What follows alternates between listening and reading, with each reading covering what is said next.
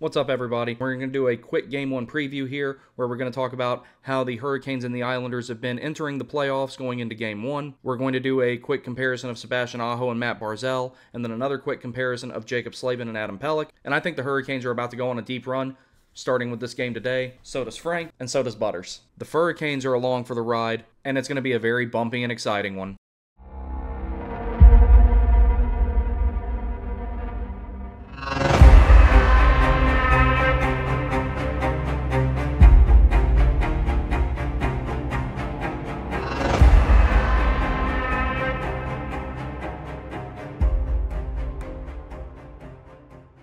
So you may notice the camera angle is a little bit different than what it normally is. I normally have it off to the side. I've got this gigantic glaring amount of sunlight coming into the window, so I decided to move it to the middle because it was kind of making me look like a ghost. If you're new here, welcome. If you're returning, welcome back. If you end up liking this video, please hit the like button, comment, share, and subscribe. I will be uploading as much as possible throughout the duration of the Stanley Cup playoffs. I also accept donations via Buy Me a Coffee. The link will be in the description. And now let's get on to previewing the first playoff game between the New York Islanders and the Carolina Hurricanes. I did an extensive preview of the series that was nearly 30 minutes long. I posted that, I think it was day before yesterday. I will leave a link to that in the description as well. It does not matter what order that you end up watching the videos in. This pregame show is going to look at a few specific things. This is going to be more about looking at certain players and certain matchups. We have rosters that are more up to date now, lines that are more up to date, power play units that are more up to date. And the subject matter of this will be different than the overall series preview, and this will segue into other pregame shows that I plan on doing. Just to let you guys know in advance, I will not be doing a pregame show for Game 4. Game 5 I may be able to do a pregame show for, but Game 4 we're going to be moving into the apartment that we were supposed to have when we initially got here. And once we get that out of the way, once I can get the computer set up and get everything unpacked, then I will do a preview for Game 5 if I'm done on time, unless I make it down for the game, which I'm going to try to do. So the first thing we're going to look at here, even though we looked at this a little bit in the series preview, we're going to look at the team stats, how the teams stacked up compared to each other over the course of the regular season. The Hurricanes had the second-ranked overall power play versus the 19th-ranked New York Islanders power play at 26.9 to 20.3. Penalty kill percentage, the Hurricanes absolutely killed it again this season despite the rough start, 86.4 versus 71.5. The New York Islanders finished dead last in the penalty kill percentage, so the Hurricanes should have a lot of net positives in special teams. Face-offs, pretty close. Anything above 50 is good. Anything closer to 53 or 54 is really good. The Hurricanes have plenty of solid guys in the face-off circle, and they're very possession-driven, so if they can make that a bigger gap, it'll help them even more. Goals for per game, Hurricanes ended up ranking 8th. And the Islanders ranked 22nd, so they can be shut down, but they do have a lot of scoring threats, and we're going to talk about one of their biggest ones here in Matt Barzal in a moment. Goals against per game, the Hurricanes ranked 4th with 2.57. The Islanders ranked 18th with 3.15. However, both these teams had a really good last 10 games going into the regular season, and that's one of the reasons that the Islanders made it, because a little over a month before the end of the regular season, they were roughly 8 to 10 points out every single game, and then they went on a tear and they made it in. 3 of the games that they won were against teams that they were competing for a playoff spot with as they went down the stretch, with that of Pittsburgh, New Jersey, and Philadelphia. They won all 3 of those games, 2 of them in regulation, and they only lost 2 games, one of them in a shootout against the New York Rangers as well. And the only team that has beaten the Islanders in regulation in the last 10 games is the Tampa Bay Lightning, and everyone knows how good they are, especially near the end of the season and in the playoffs, so the Islanders are nothing to take lightly. But the Hurricanes are very well coached, but so are the Islanders. I expect this to be a good matchup. I expect it to be a 5-game win for the Hurricanes, but I would be very surprised if there is a single blowout in this series. I will be very surprised if there is a goal differential greater than 2 in every single game. If there is a goal differential greater than 2, empty nets were probably involved. The Hurricanes also had a really solid last 10, going 7-3-0. You don't really have to factor in the final game there versus Columbus, because that one was basically like a preseason game at the end of the season. We got to see a lot of the new prospects, Bradley Nadeau and Jackson Blake. We got a second look at Scott Morrow. The big difference to note here with this, the Islanders essentially had a dress rehearsal with their final game. The Hurricanes basically rested everybody, so if the Canes come out looking a little bit flat in the first period, don't be surprised. And on a quick side note, congratulations to Islanders captain Anders Lee on he and his wife welcoming their 3rd child. So some roster news for both teams going into Game 1. Andrew Fantuccio Spoke to Patrick Waugh and confirmed that Semyon Varlamov will be starting Game 1 for the Islanders. Noah Dobson is off of IR and he'll be good to go.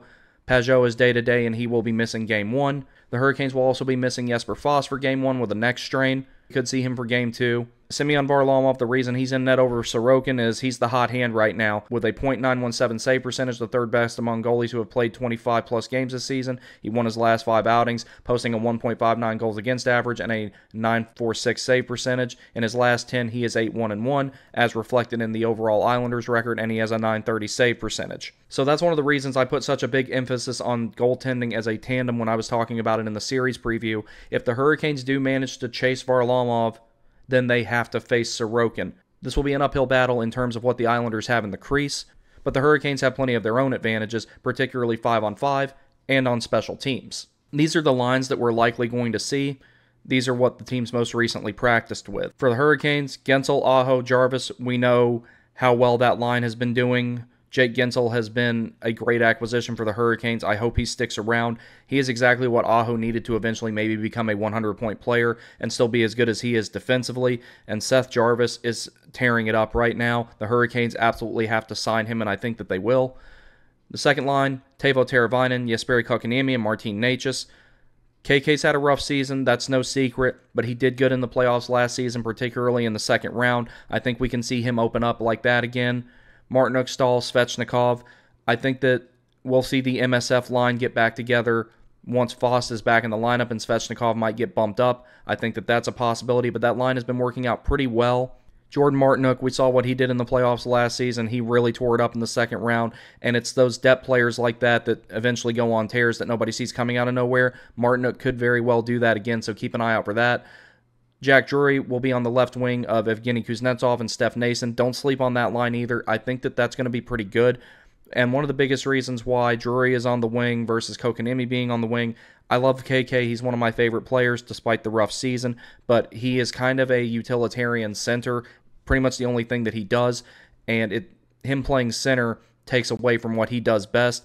Jack Drury is a little bit more dynamic in the ability of being capable of playing the wing, but I think Drury's future with the Hurricanes will be him being a center and maybe even the second line center, depending on how the future goes with Kotkaniemi and Kuznetsov, and if Jordan Stahl plays until the end of his contract. These lines have been working really well lately. I think we're going to see KK turn it around, and I think we're going to see Martinook turn it up. Defense, been outstanding all season. These combinations have Slavin, Burns, one of the best shutdown defensemen in the league, and one of the best puck-moving defensemen in the league who brings a ton of experience to the table. Shea, Pesce was the best pair in the National Hockey League last season, and it's been really good this season. I forget who said it, but credit to them if they happen to hear this. Someone said Brady Shea is the best player that nobody talks about, and I agree with that. He's very dynamic. He's perfectly balanced at both ends of the ice. He gives you a little bit of everything.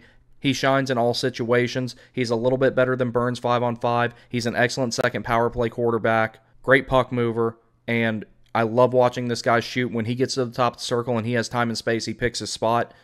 So Brady Shea will definitely put up a few goals while he's at it from the blue line, but also plays really good defense, and he's very physical as well. And the Hurricanes can't match the Islanders' physicality, but having Brady Shea there definitely helps with it. Brett Pesce, good safety valve, opens up Brady Shea to do everything that he does.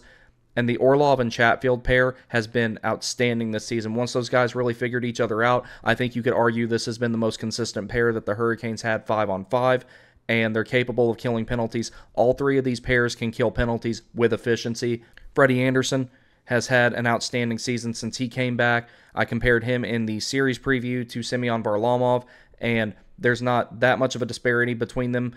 Varlamov is the better goaltender right now, but don't be surprised if Anderson manages to match or exceed his numbers and his capabilities. And of course, the extras, Brendan Lemieux, Tony DeAngelo, and Scott Morrow. And as aforementioned, Jesper Fast is still out with the neck strain. Now, looking at the Islanders lines, Casey Cizikas, Bo Horvat, Matt Barzal. That's a pretty good top line. Casey Cizikas is a very dynamic player. He'll serve as the safety valve on that line defensively to open up Horvat and Barzal. He's a really good forechecker as well. Second line, Hudson Fasching on the left, centered by Brock Nelson with Kyle Palmieri on the right. That line gives you a good amount of skill and physicality mixed together. Kyle Palmieri is a veteran presence, so is Brock Nelson. Both of them have a lot of playoff experience under their belt, so they know some of the little nuanced things you can do to try to get a series to go your way. Brock Nelson's definitely a good goal scorer. Palmieri is as well. Third line, you have Anders Lee, Kyle McLean, and Pierre Engvall. Anders Lee sets a really good example on that team, and he plays with a lot of effort. He's a pretty skilled guy himself. Now, the line that I think will be the most important for the Islanders in terms of momentum, not necessarily metrics, but momentum, Matt Martin to the left of Cal Clutterbuck and Simon Holmstrom. That line is going to be laying the body a lot. They're going to try to start stuff after the whistle, especially Matt Martin. They're going to try to get you to fight at the wrong times. As long as the Hurricanes don't fall for any of that, they'll be fine. The defense, the Hurricanes have an advantage here, but it's also nothing to sneeze at with the Islanders, especially the fact that they've got Noah Dobson back, who is like a Brady Shea-esque type of player. He's used in all situations, and he puts up a lot of offense as well. He's going to be a significant improvement for their power play especially. Romanov and Dobson make up the first pair. Adam Pelech and Ryan Pulock make up the second pair. That's a really solid second pair. Pelech is a great shutdown guy. We're going to be comparing him and Jacob Slavin as they fill similar roles. And then Mike Riley and Robert Bortuzzo. Robert Bortuzzo, I've talked about him before. Veteran right-handed shutdown defenseman who likes to hit. The one advantage this defense has is the same advantage that the Islanders have basically throughout the lineup. It's very physical. All these guys can lay the body, especially Pelech, Bortuzzo, Dobson, and Romanov. And then their extras are the other Sebastian Aho, Bolduc, and Ilya Sorokin. So, again, goaltending depth, they definitely have an advantage there. They have an advantage in the physicality. Nobody in the forward group is going to really go for clean looks to score. They're going to try and make second efforts and get to the front of the net and get greasy goals. So the Hurricanes do have a greater net positive with J.G. Pageau being out of the lineup for the Islanders versus Jesper Fast being out for the Hurricanes. That's something that they can take advantage of. J.G. Pageau is a solid third-line center who has a history of performing well in the playoffs. Jesper Fast is a utilitarian guy that can play up and down the lineup on both sides of the ice, so it's not good losses for either one of them. At the end of the day, the Islanders are taking a slightly larger loss with J.G. Pageau being out of the lineup versus the Hurricanes not having Jesper Fast. So now we're going to do a Players to Watch segment. We're going to compare Sebastian Aho to Matt Barzal and Jacob Slavin to Adam Pelech. Defensively, I don't want to do too much of a comparison here. Aho is definitely the better defensive guy out of these two, but both of these players are expected to make an impact for their teams. Depending on who you ask, these are the most important players for each of these respective teams in the playoffs, and depending on who you ask, they are the best player on their respective teams. I agree with that. I think that Sebastian Aho is the Hurricanes' most important player and that Matt Barzal is the Islanders' most important player, and they are expected to produce impactful results. The biggest differences between these guys, Sebastian Aho is more of a pure 200-foot center who is used in all situations and excels at every aspect, and he's just as valuable with possession as without. Whereas Matt Barzal, when he has possession of the puck, especially on transition, he is one of the deadliest players in the league in terms of his ability to create time and space and to distribute the puck. Now, to start off with a goal comparison, Matt Barzal had 23 goals, Sebastian Aho had 36, and he did so with a 16.7 shooting percentage on a total of 216 shots. Matt Barzal, while he has a higher velocity shot, which we will get to in a moment, recorded 240 shots on goal, 23 goals, and a 9.6 shooting percentage. So Barzal is getting more and more comfortable with the idea of shooting the puck, and that can be a factor, especially with as well as he skates, as the series goes on. Now, in terms of other forms of player tracking, I want to look at shot speed, and skating distance, just to kind of really paint a picture of how close these guys are in their capabilities in skating, shooting, and all the little nuances of being a hockey player, especially two guys that are really dynamic and expected to be difference makers for their team. Matt Barzal has a higher velocity shot, 92.81 for a top speed, and he averages 33.7 per shot.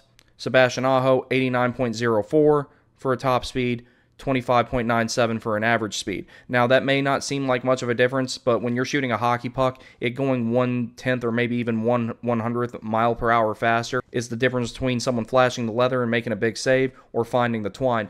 Matt Barzal is shooting the puck more now. He has a higher velocity shot, even though his shooting percentage is a little bit lower. If he starts getting it on net, Barzal adds the sniper element to the playmaker element of his game if he is to do that.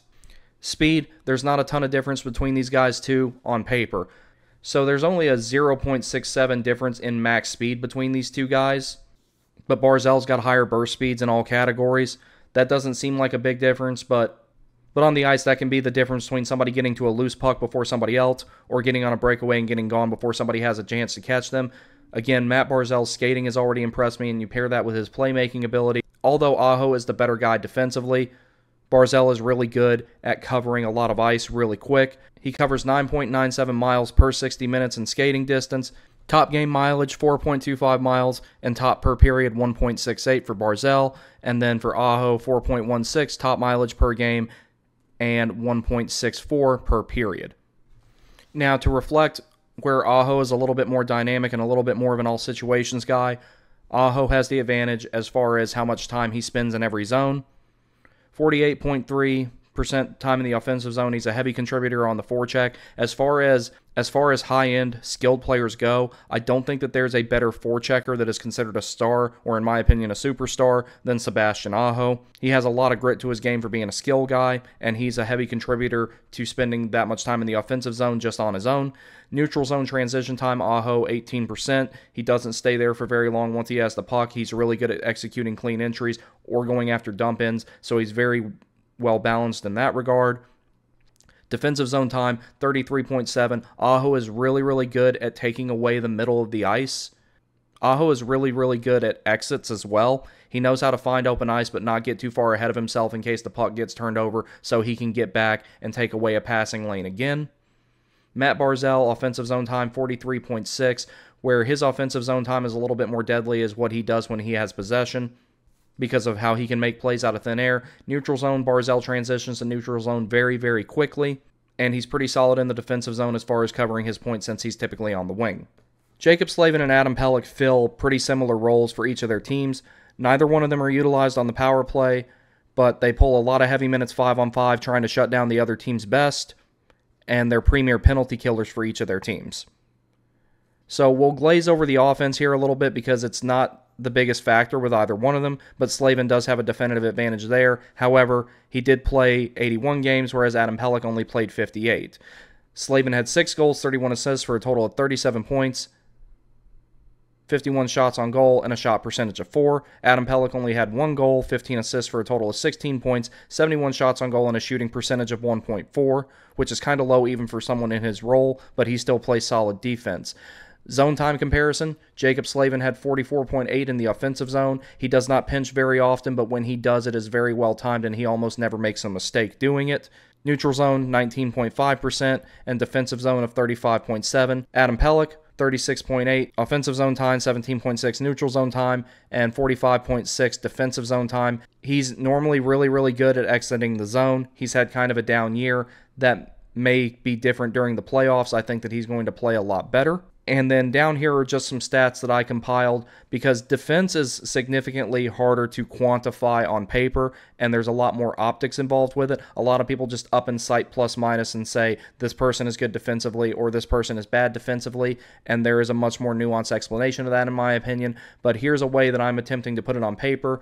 Please forgive me, I just kind of threw this together as a way of illustrating my point. So, Slavin has got Adam Pelech beat in nearly every single category on paper, even adjusted for the fact that Adam Pelech missed some time with injuries. In 81 games played, Jaccob Slavin had an average time on ice of 20 minutes and 56 seconds, only took 8 penalties, which is really important. I'll get to that in a minute. Total goals against throughout 81 games was 79, 59 of them came at even strength, 20 of them while he was on the penalty kill, was a plus 21, had an expected plus minus of 14 plus 1, so he's exceeding the expectation in that regard.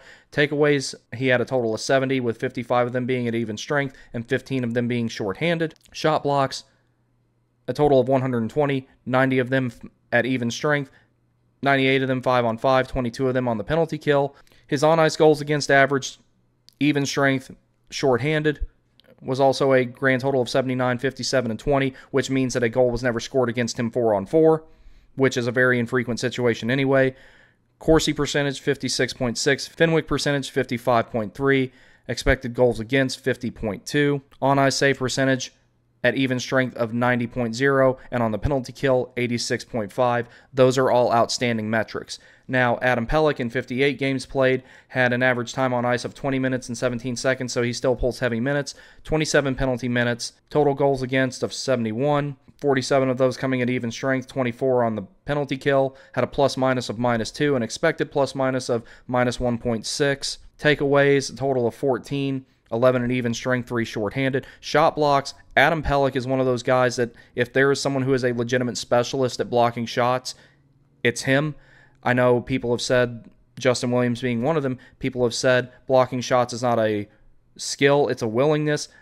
To a degree, I disagree with that. I think it's also a skill to know when you need to take a knee, when you need to go down entirely, or when you can block it standing upright and take it the other way. On-ice goals against, even strength, shorthanded. Again, same numbers there. A total of 71, 47, and 24, so that matches his total goals against and penalty kill goals against, so he never gave up a goal 4-on-4. Corsi for 42.2. The Islanders don't have a whole lot of possession, so that stat is a little bit team-driven, but he does contribute to a lot of the time that the Islanders manage to regain possession, so that number is indicative of that. Fenwick percentage, 43.6. Expected goals against, 40.9. On-ice save percentage, 91.1 at 5-on-5, so good job there. A little bit higher than Slavin, not a whole lot, but the Islanders do have some better goaltending, but he really helps out with limiting those chances. And then on the penalty kill, on-ice save percentage of 84.0. But the Hurricanes' penalty killing overall is a little bit better, so that contributed to Slavin having a little bit better numbers in that regard. Now, these guys, like I said, they fill similar roles, but here's the biggest differences between them. Jaccob Slavin's playmaking ability, his ability to distribute the puck kind of flies under the radar at times, and when he does score goals, he tends to do them in very clutch situations. For example, the 2 wide-angle goals he scored during Game 2 against the Islanders last season were critical to getting that game to overtime so that the Hurricanes could win. And although they are both shutdown defensemen, Slavin is one who makes stick-on-puck plays as opposed to hitting. Adam Pelech is someone who prefers to separate the player from the puck as opposed to separating the puck from the player like Jaccob Slavin does, and in a way that's reflected in their penalty minutes. It is outstanding that Jaccob Slavin manages to execute as many poke checks as he does without taking a lot of penalties. He's really good at getting the puck out of the zone without clearing it over the glass. But the net positives of the guy who is your best penalty killer on the back end never being in the box is immense. So one day I'm going to take all this data and I'm going to find a way to do like a rated measurement to maybe see if there's a better way to quantify defense than what is out there right now, because a lot of times people just drop JFresh cards and try to say that that's the end of it, and I think it's a much more nuanced discussion than that. Not saying anything negative against metrics like the ones that JFresh or Andy and Rono do. It's just people use them in an argument and then never have any understanding of how they got to that conclusion in the first place. So that's something I'm going to work on in the future, and these two guys are probably going to be my guinea pigs for that. That'll conclude the player comparison, so now we're going to wrap it up. All right, guys, let's go have a good, fun Game 1. For the Game 2 preview, I'm thinking that I will do a comparison between Jordan Martinook and Cal Clutterbuck, or maybe Jordan Martinook and Matt Martin, and maybe a comparison such as Jalen Chatfield and Robert Bortuzzo, something along those lines. I plan on doing a short, informal live stream post-game show after the game, and hopefully that'll be after a really big Canes win to kick off the postseason the right way. I hope you enjoyed this. Again, if you did, please hit the like button, comment, let me know what you think, subscribe, and turn on the notifications bell. Also, if you have the ability to, and if you would like to, please donate to the channel via the Buy Me a Coffee link. The first thing I'm going to do is get a better camera and get a second monitor so I can get videos out faster and have better video quality, and then eventually I'm going to actually get a paid software that is even better than the free one I am using right now. I hope you guys really enjoyed this. Thank you very much. Y'all take care. I'll see you next time, and let's sink the island.